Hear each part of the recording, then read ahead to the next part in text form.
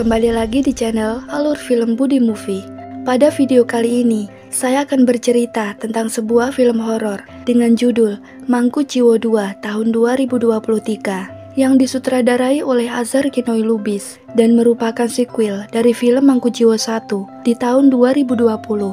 Lalu, bagaimana sekarang keseruan dari film ini? Baiklah, tanpa berlama-lama, kita langsung saja simak alur cerita selengkapnya.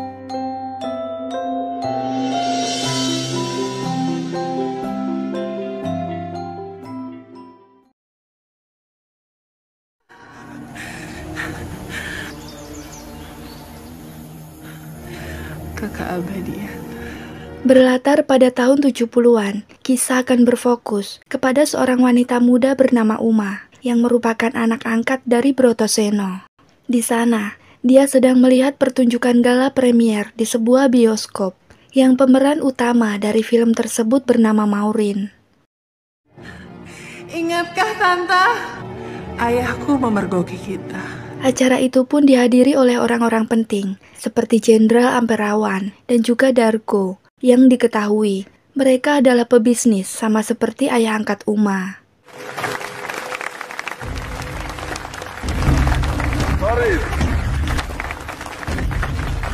Namun saat film itu berlangsung, tiba-tiba saja Uma seperti melihat sebuah kejadian memilukan di mana semua penonton di gedung tersebut seperti diserang oleh sekelompok orang. Seperti apa yang Dracula lakukan. Uma yang merasa ketakutan, akhirnya dia pun memutuskan untuk keluar dari ruangan itu. Tetapi tak lama, muncullah seorang fotografer bernama Rimba dan kemudian menyadarkan Uma bahwa di sana tidak sedang terjadi apa-apa.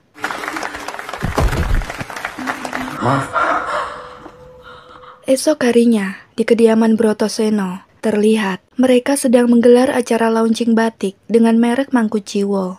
Brotoseno pun sengaja membuat acara itu mewah agar produknya cepat dikenali oleh masyarakat. Bahkan dia mengundang orang-orang penting yang salah satunya adalah Jenderal Amperawan bersama calon kekasihnya yaitu Maureen. Kita makan.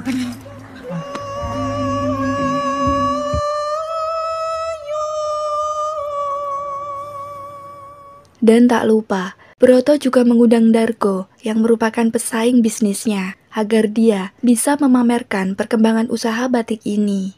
Sementara itu, Rimba yang sekaligus wartawan, ia pun terlihat ada di sana untuk meliput acara tersebut. Namun tak disangka, dia harus kembali bertemu dengan Uma. Tamu-tamu bapak kamu banyak sekali. Kemarin kamu lihat apa?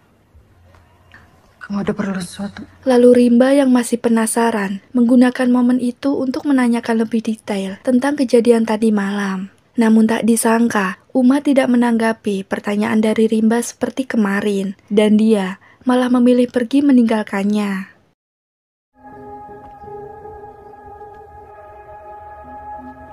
Tetapi di saat bersamaan, terlihatlah ada seorang laki-laki mencurigakan yang mengikuti langkah kaki Uma dan membuat Rimba menjadi curiga, sehingga ia pun mencoba untuk mengikutinya. Dan Rimba dikejutkan Uma yang keluar dari dalam kamar. Kemudian dia di sana memberitahukan jika ada seseorang yang menyelinap ke dalam rumah ini. Lebih baik kamu beritahu Romo, biar aku yang jaga di sini. Tetapi belum juga selesai bicara, muncullah pria yang Rimba maksud. Lalu tiba-tiba, kamu mah, iya kan? Di mana surat-surat itu? Surat apa? Surat-surat tanah. Ternyata lelaki ini sedang mencari surat-surat penting, tapi Uma sendiri tidak tahu maksud dari semua itu. Dan Rimba yang melihat hal tersebut membuat dirinya menjadi geram, sehingga terjadilah pertikaian di antara keduanya.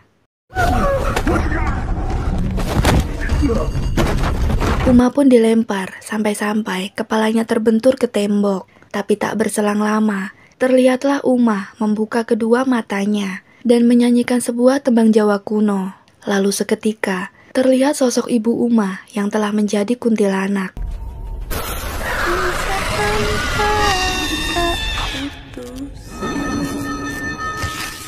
Setelah kejadian tersebut, Rimba semakin bertanya-tanya kepada Uma, tapi sampai pada detik ini pun, Uma enggan untuk bercerita akan hal ini. Bahkan Broto sendiri menginginkan masalah ini tidak dibahas panjang lebar.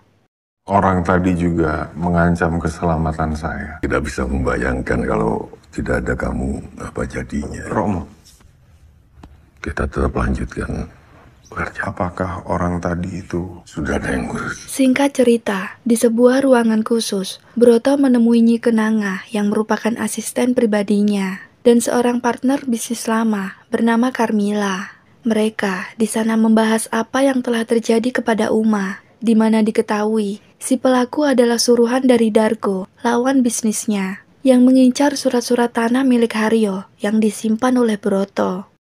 Selama Uma masih mengasihi Romonya, kita tidak akan tersentuh olehnya.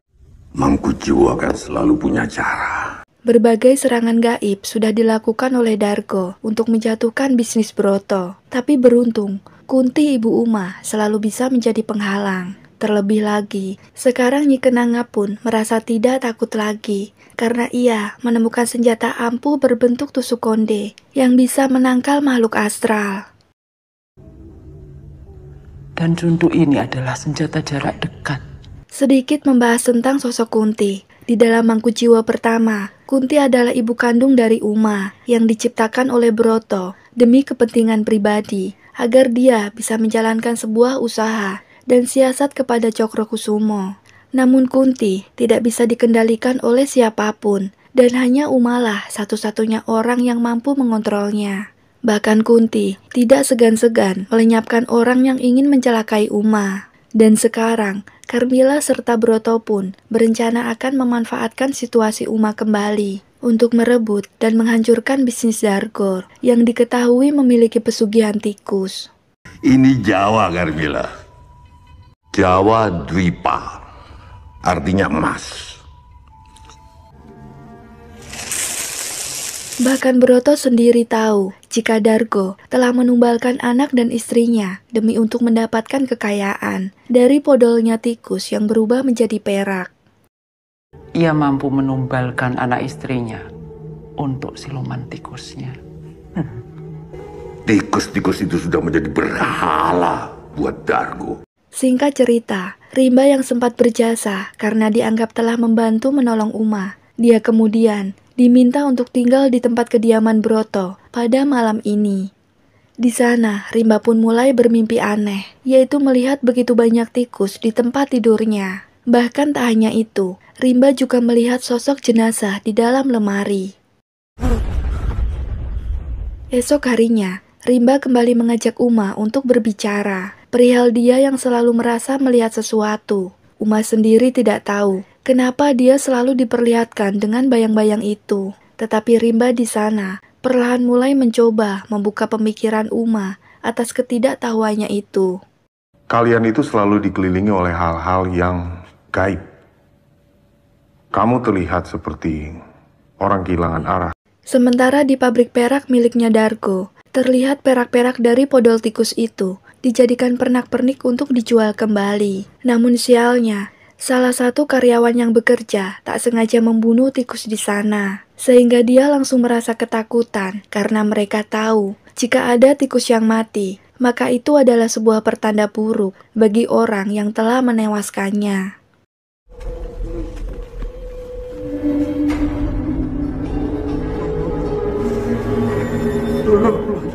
Malamnya, Broto pun mulai menjalankan rencana busuknya dengan menghasut si jenderal. Broto pun sedikit demi sedikit menguliti tragedi pembantaian yang dipimpin oleh si jenderal kala itu. Juga selalu mengatasnamakan politik demi merebut aset Kuntoharyo dan malah menganggap dia sebagai musuh negara.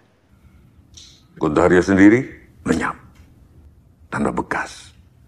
Dan saya juga tahu dia punya piutang banyak pada Dargo Sentoro. Broto juga menceritakan kronologis bagaimana Kuntoharyo lenyap, sampai-sampai jasadnya tidak ketemu hingga sekarang. Bahkan menurut kabar yang tersebar, Dargo si pemilik pabrik perak itu mempunyai hutang kepada Kuntoharyo sahabatnya. Namun yang menjadi aneh, kenapa selama dia hidup, Dargo tidak pernah sedikit pun membayar, dan seolah Dargolah penyebab hilangnya Kunto.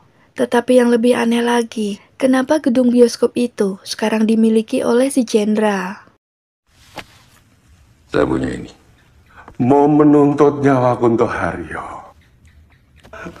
Dan gak penting untuk mengungkit-ungkit urusan itu. Merasa Broto tahu realita yang terjadi di masa lalu, si jenderal mulai gerah dengan perkataan Broto dan beranggapan jika Broto ini ingin menuntut soal kematian Kunto beserta asetnya. Namun sangkaan itu ditampik oleh Broto dengan langsung menunjukkan surat-surat tanah milik Kunto yang dititipkannya sebelum dia menghilang. Bahkan surat tanah tersebut termasuk pabrik perak yang kini dimiliki oleh Dargo. Dapat dari mana? Kunto Haryo. Broto yang licik kemudian memanfaatkan emosi si jenderal dengan menunjukkan ahli waris sesungguhnya dari keturunan Kunto sendiri, yang mungkin saja akan merebut semua aset dan bioskop miliknya. Dan orang tersebut tidak lain serta tiada bukan, dia adalah Rimba si fotografer. Jenderal berkongsi dengan Dargo Sentono yang sebentar lagi mati oleh usia dan penyakitnya. Si jenderal pun merasa ketakutan, lantas ia berniat menyingkirkan Rimba dengan segera mungkin. Namun Broto yang ingin menarik hati si jenderal, di sana ia mengusulkan agar hal tersebut biar dialah yang melakukannya. Asalkan si jenderal mau dan mendukung semua kegiatan usaha dari Mangkuciwo. Biar saya mengurus. Tangan jenderal jangan sampai kotor. Tapi saya mau ngasih tahu saja bahwa sejak sekarang saya adalah partner bisnis jenderal yang baru.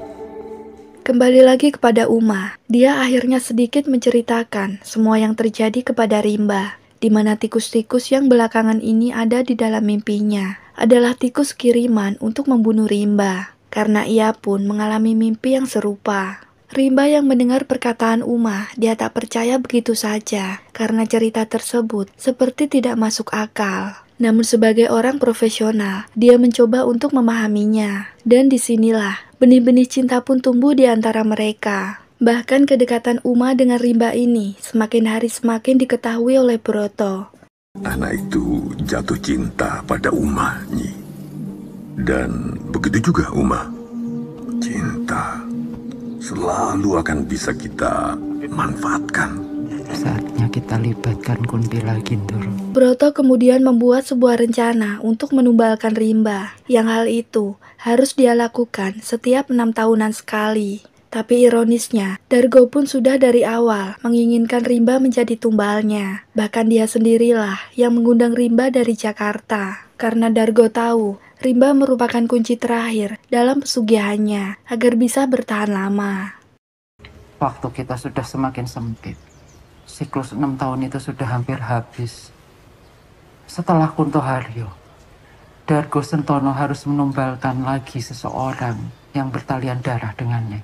Broto yang mengetahui itu, dia pun berpikir cerdik untuk menyelam sambil minum air, yakni menghalangi Dargo untuk menjadikan Rimba sebagai tumbal. Karena jika Dargo gagal, maka dialah yang akan dilahap oleh siluman tikus pujaannya. Sehingga Broto pun tidak harus capek-capek untuk menyingkirkan saingan bisnis, dan Rimba otomatis akan menjadi miliknya. Tidak hanya itu, Broto juga mempunyai rencana lain untuk menyingkirkan si jenderal agar semua aset bisa dia kuasai.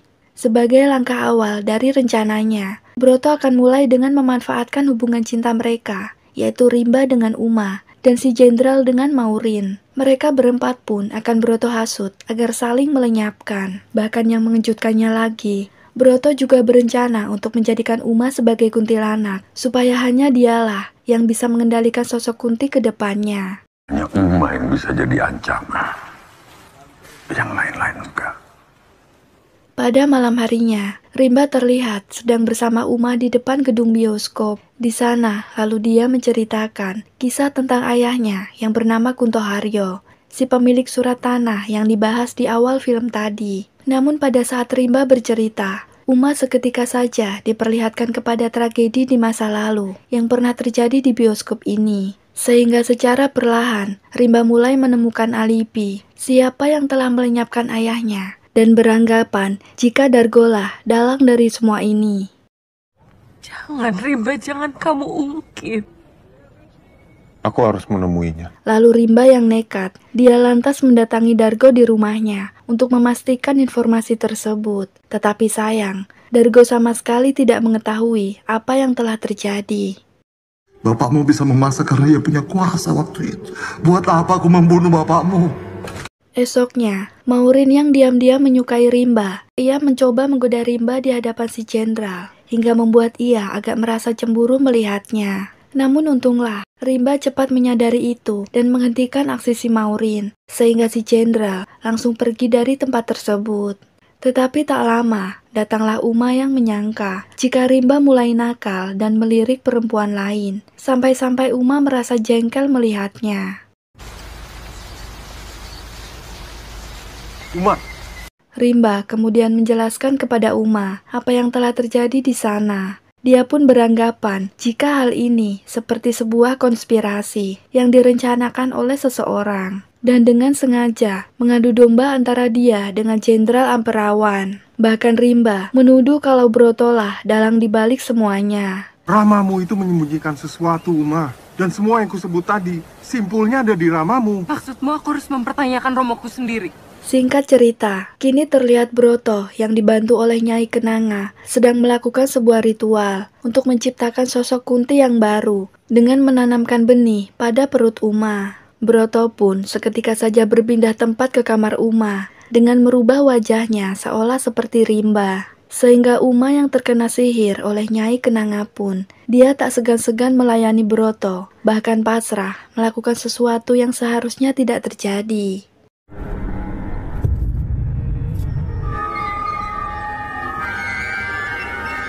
Esok harinya, kini giliran Carmilla memanfaatkan situasi Maureen yang suka dengan Rimba untuk menyampaikan hal sebenarnya. Carmilla pun mengatakan jika ayah Rimba telah dilenyapkan oleh si jenderal. Bahkan bioskop itu juga bukanlah miliknya, melainkan hasil jarahan di masa lalu. Dan Maureen disarankan Carmilla agar segera pergi dari tempat ini, agar tidak terjadi sesuatu kepadanya. Kamu kemas barang-barang dan pulang.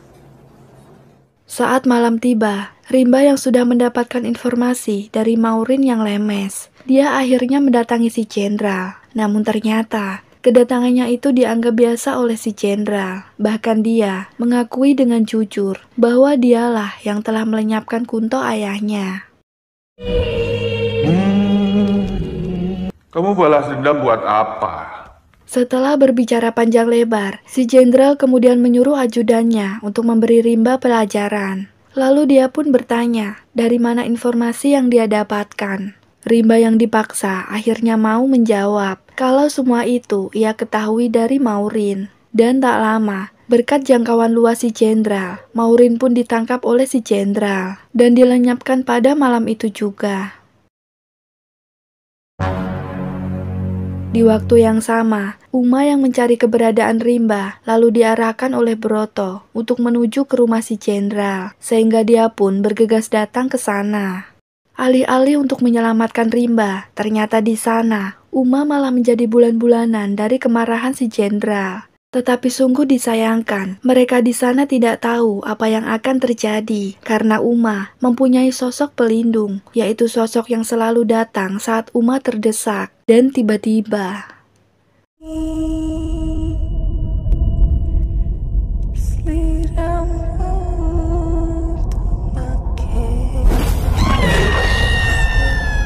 ya, sosok Kunti pun datang dan langsung melumat si jenderal bersama ajudannya. Sehingga dari sini rencana Broto pun sukses untuk melenyapkan si jenderal tanpa mengotori tangannya.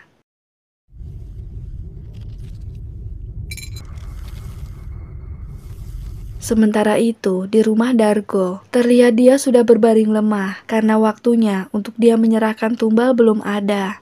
Oleh karena itu, Dargo pun meminta bantuan kepada Nyai Kenanga agar mau membawa Rimba ke sana. Namun, bukan pertolongan yang ia dapatkan, malah justru Nyai Kenanga dengan segera memanggil siluman tikus agar secepatnya menelan Dargo di sana. Aku itu mulai tertarik mencari tahu siapa kamu ketika sadar bahwa Dargo Sentono tertarik kepada kamu. Esok harinya, Broto kemudian melancarkan aksinya dengan memanggil Rimba untuk menceritakan apa yang telah terjadi kepada Kunto ayahnya. Di mana pada saat itu, Dargo meminjam uang kepada Kunto dengan menggadaikan surat pabrik perak miliknya. Namun karena hutang tersebut semakin hari semakin besar, lantas Dargo pun tidak sanggup lagi membayar, sehingga mau tidak mau, Dargo memanfaatkan situasi politik kala itu dengan menghasut ayahnya, serta mencari jalan pesugihan agar Kunto Haryo bisa dia tumbalkan kepada siluman tikus. Kamu kira Kunto Haryo mati di tangan Amperawan? Kunto Haryo mati sebagai tumbal dari Dargo Sentono. Oleh karena hal tersebut, Kunto yang merasa akan bernasib malang, lalu ia segera mendatangi Broto untuk meminta tolong dan menitipkan semua surat berharga kepadanya. Dan sampai detik ini, Broto tidak mengetahui keberadaan ayahnya. Bahkan ia mengaku jika dalang dari semua itu disebabkan oleh Dargo yang telah bersekongkol dengan sang jenderal. Di sana Broto pun berpura-pura menyerahkan semua surat berharga kepada Rimba karena hanya dialah ahli waris yang sah. Ambil surat-surat ini.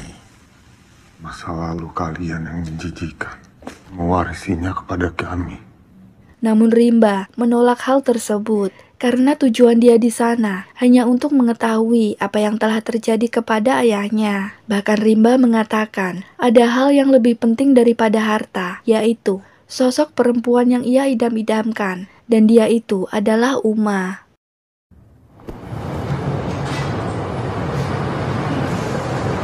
Broto yang merasa senang karena sudah mendapatkan aset Kunto dengan mudah. Ia pun masih berambisi untuk melenyapkan si Rimba. Terlebih lagi, dia juga takut jika harus kehilangan Uma yang sudah ia buahi. Sehingga Broto sekarang merubah siasatnya dengan menyuruh Nyi Kenanga agar menceritakan kisah kelam Uma kepada si Rimba.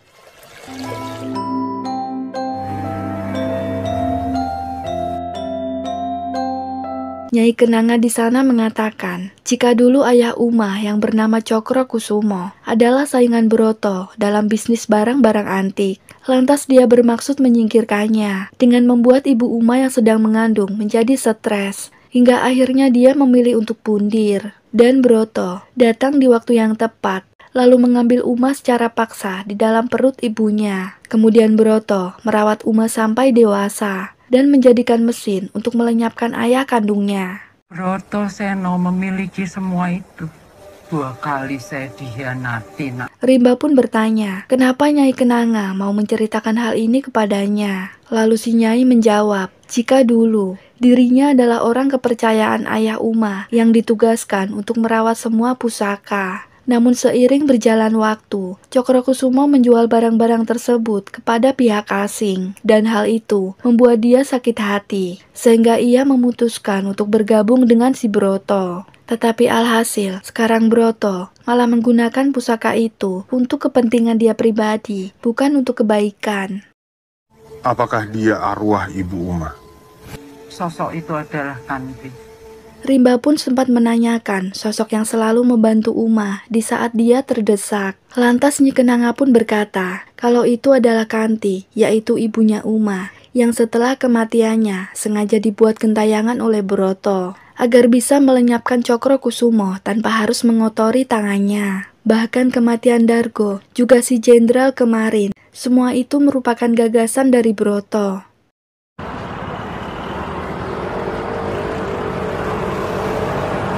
Setelah Rimba tahu akal busuk dari Broto, ia kemudian mencoba membuka naluri Uma dengan memberitahukan kalau semua ini adalah rencana busuk dari ayah angkatnya. Namun Uma tetap saja menampik akan hal tersebut. Merasa omongannya tidak dianggap, Rimba pun semakin dibuat geram. Lantas menghampiri Broto dan mulai menghantamnya. Yang di tengah jotos-jotosan itu, datanglah Uma untuk melerainya. Namun naas, Uma malah tak sengaja Rimba lukai. Sehingga tak lama kemudian, Kunti yang merasa anaknya terdesak, ia pun langsung datang dan melenyapkan Rimba seketika itu.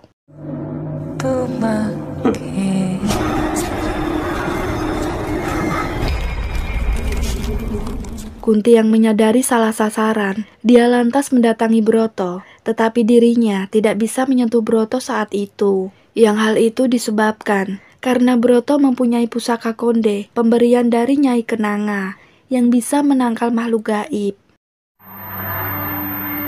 Kebenaran adalah dusta yang terbaik.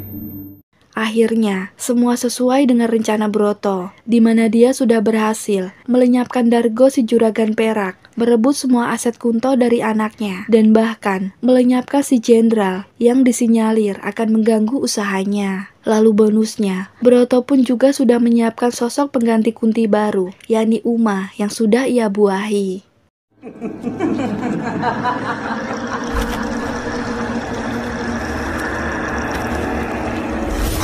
Tamat. Film horor biasanya identik dengan penampakan-penampakan seram. Namun dalam Mangku Jiwo 2 ini tidak seperti demikian. Terbukti dengan banyaknya dialog pada sepanjang film yang seperti ingin menyampaikan sebuah pesan khusus, di mana ketamakan manusia bisa mengubah mereka menjadi sosok yang lebih kejam daripada syaiton. Selain itu, meski sudah menjadi sosok kuntilanak, Kanti tetap menunjukkan bahwa hasrat seorang ibu untuk melindungi anaknya tidak akan pernah lekang oleh waktu. Mungkin cukup sekian dulu pembahasannya. Siapa tahu ada lagi sequel dari film ini. Saya Cici dari Budi Movie undur diri. Sampai ketemu di video selanjutnya. Terima kasih yang sudah menonton. Gracias.